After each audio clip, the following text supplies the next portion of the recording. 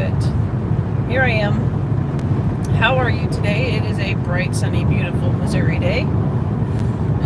After, a couple nights ago, we were up at midnight looking out for tornadoes. Scared to death that tornadoes might happen. Afraid to go to bed because I didn't want to wake up in the middle of a field somewhere with a broken body. But that didn't happen, so thank you, Jesus. There were people not altogether far away from where I live that did end up with tornadoes that they had to worry about. But it's been a terrible year for tornadoes and bad weather and lots and lots and lots and lots of rain. My dad has a field that they grow. He and his wife grow hay for their horses, and I guess there's a method to cutting the hay. You have to cut it has to be dry enough to cut, and then you have to let it sit and get dried out, so it can't just be wet, and it's hard.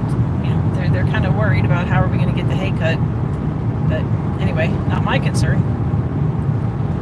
So I've got places I'm going today. I like to do the live videos while driving, which is probably not the best thing, but it's when I have the most time.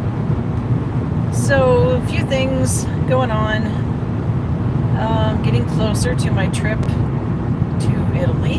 Very excited about that. I've got just about everything wrapped up that I need to have wrapped up. I got my international driver's license. I've got my passport. I've got the clothes that I want to take. I am still waiting on a luggage item that I ordered. Hopefully it'll show up. If not, I'm going to have to go up to the city and just because I want a particular style of luggage that I don't currently possess. So hopefully that'll show up. If not, then I'm going to have to pay some more money and then cancel that order. But I wanted to tell you about something that happened to me recently. I don't know how many of you have had this happen to you, but it's the first time it's happened to me, and it was kind of scary. So I was driving home, and I get this phone call from a quote-unquote sheriff, and if any of you have been through this, you already know what I'm talking about. And I've never gotten a phone call from a sheriff before, so I was a little bit taken aback. Driving home, he's like, "Yeah, this is the sheriff." I don't even know what he said. I don't even think he said his name, which should have been my first clue. But you're not expecting it. When you're not expecting this type of phone call, you're not really ahead of the game. You're just kind of going along with what the heck's happening. So I got a phone call from a sheriff that said they needed to talk to me about something. Asked me if I still lived at a certain address, and I was just like, no, I don't live there anymore. Like, well, we sent a subpoena for you to show up in court. So the first thing I heard, I didn't even let him get that far.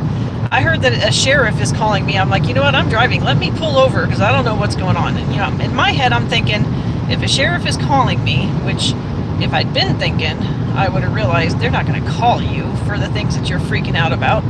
In my head, I'm freaking out about that somebody has died. Somebody's been murdered. And they're calling me to identify or get information about a person.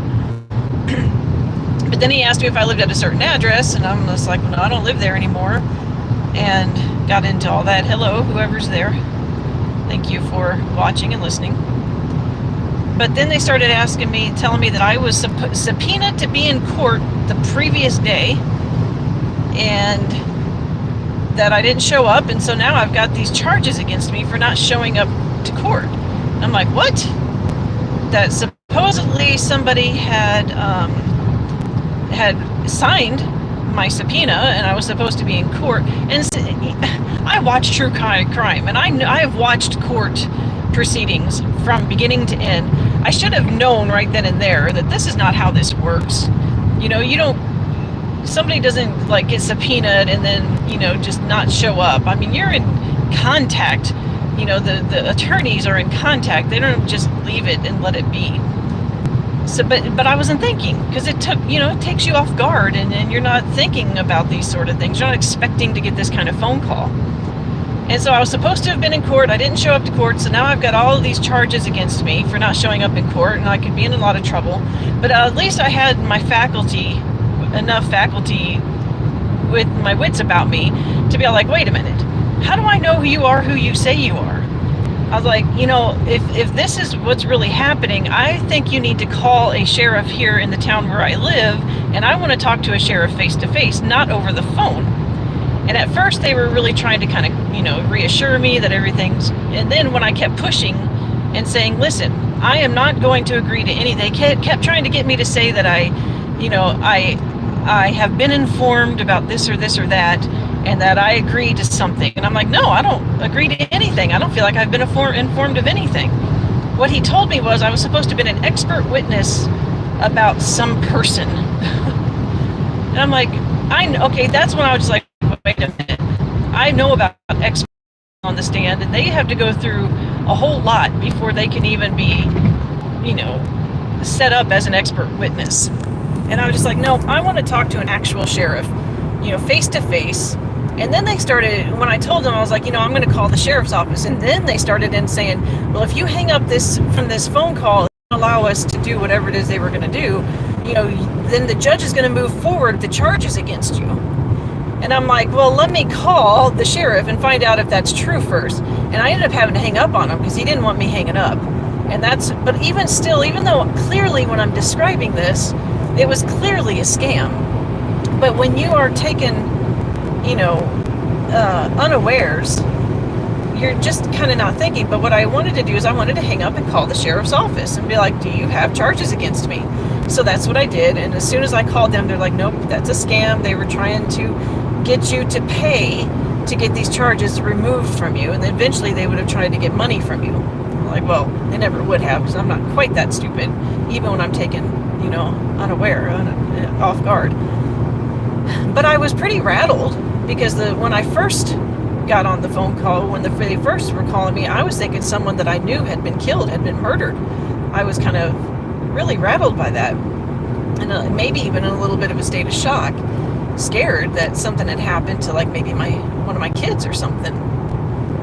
So if you get a phone call, someone saying they're a sheriff, and that you were supposed to have been in court, and now you got all these charges against you, that's not how it works. Don't believe it. It's pretty much garbage. But really these people prey on the fears of people. And I just was really, really disgusted by that. Of course, scammers, they don't care. They don't have any morality. But, that was a scary thing. But anyway, so thankfully that turned out to be stupid. And I was like, man, did I say yes? Because, a lot of times they want you to say yes so that they can record you saying yes so they can go and scam you. But so far nothing has happened on my bank account or anything like that. And my credit is always frozen. If you don't keep your credit frozen, you might want to consider doing that. I always keep all of my credit frozen. So I can never, get a new car or get a new anything without unfreezing my credit first so that, if anyone needs to do a credit check. So I think I'm safe. I don't know. I hope I'm safe. So that was that. That was a little terrifying. So next thing I want to talk about is I've had another, what I call attack, or flare up of that pain that I've been talking about before. And this last time it was pretty bad. It was pretty bad.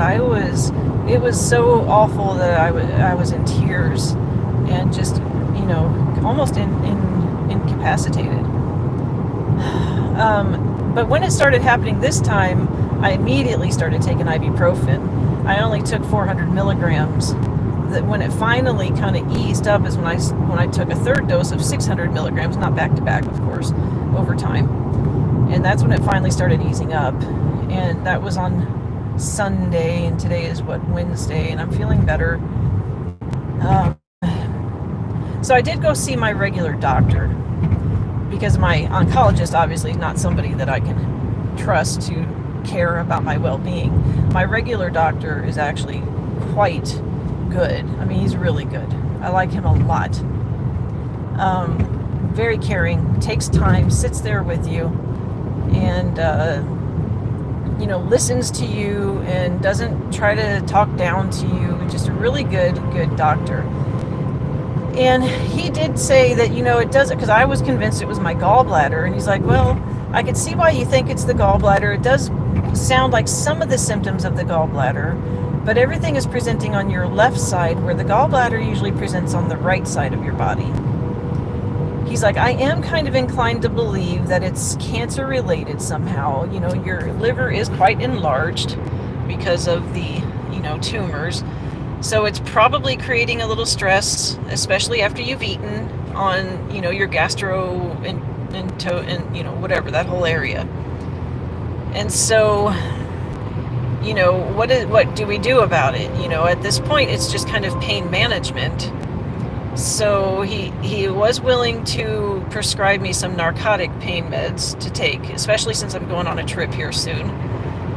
And he's like, you don't want to be miserable on your trip, so I am comfortable with prescribing you some narcotic pain meds. I do, and he, explained to me what I need to do with those and how to take them responsibly and everything.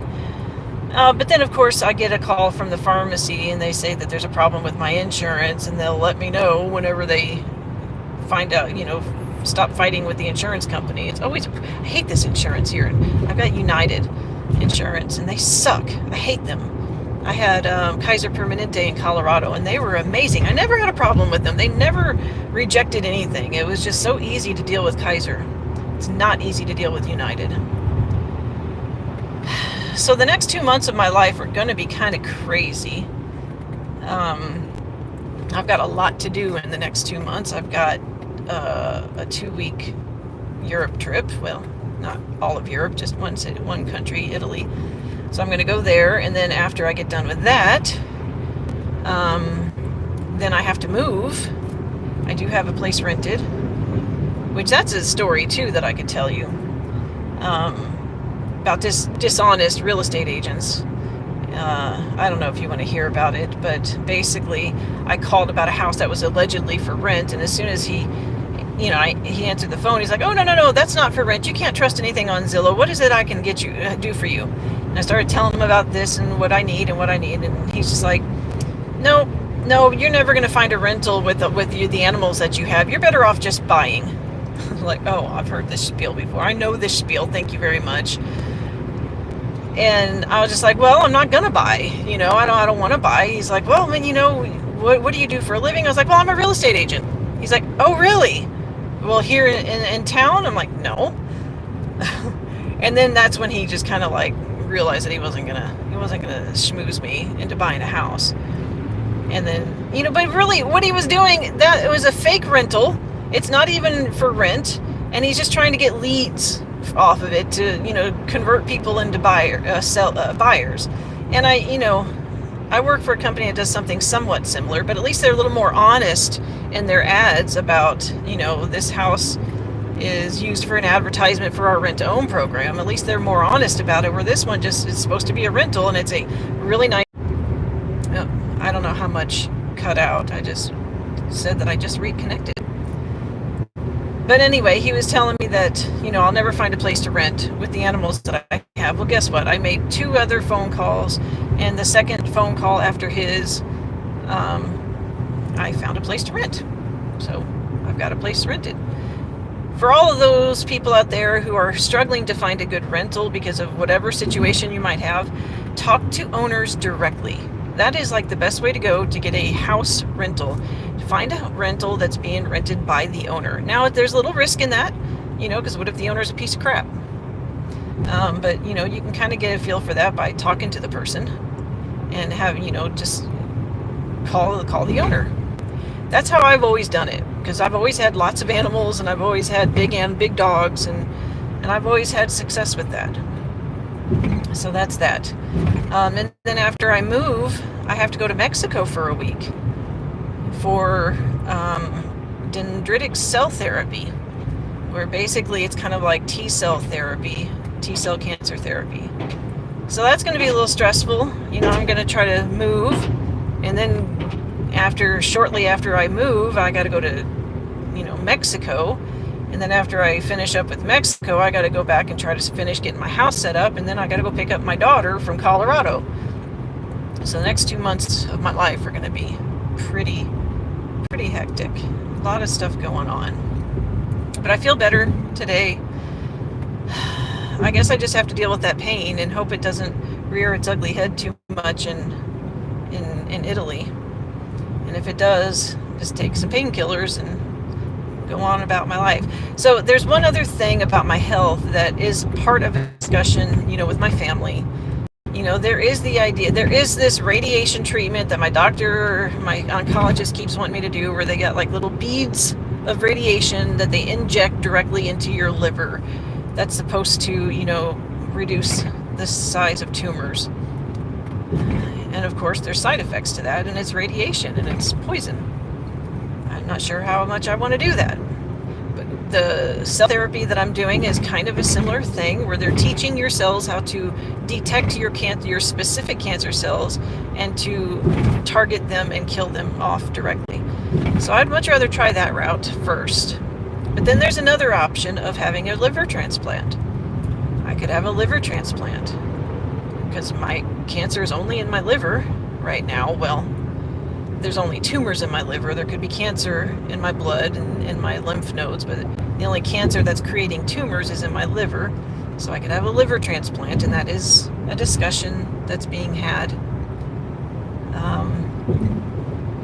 But there's a lot of risks involved in that, and the biggest risk is I can't be doing any of the stuff that I'm doing in Mexico after my transplant, for at least a year after my transplant. So I could have a liver transplant, and then my body is so weakened by that the cancer is just able to spread to other parts of my body. So there's a huge risk there. What's the point of getting a new liver if now you need new kidneys or a new spleen or a new pancreas or a new stomach? I don't want that. So I'm going to go for the cancer, the T-cell therapy. It's what I call it. It's dendritic cell therapy. I'm going to go for that first. Just pray that my health stays decent between now and then, because it's a couple months away before I can have that done.